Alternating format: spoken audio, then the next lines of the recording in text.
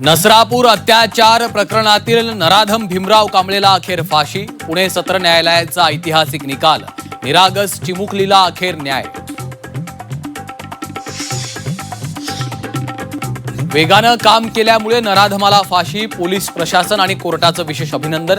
नसरापूर प्रकरणात फडणवीसांकडून विधानसभेत निवेदन. मराठी माणूस पंतप्रधान होत असेल तर काय चूक? गद्दार सोडून कुणीही पंतप्रधान व्हावं, उद्धव ठाकरेंचं मोठं वक्तव्य. टीईटी पेपर फुटीवरनं विधान परिषदेत गोंधळ. विरोधकांकडून सीबीआय चौकशीची मागणी.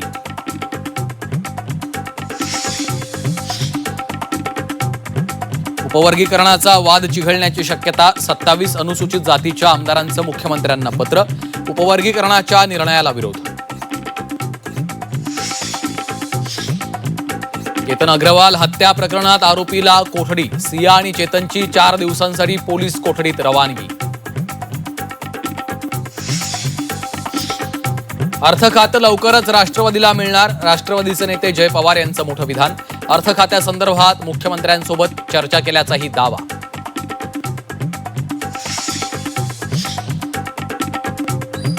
अयोध्या राम मंदिर देणगी गैरव्यवहाराच्या प्रकरणात सर्व आरोपींना न्यायालयीन कोठडी.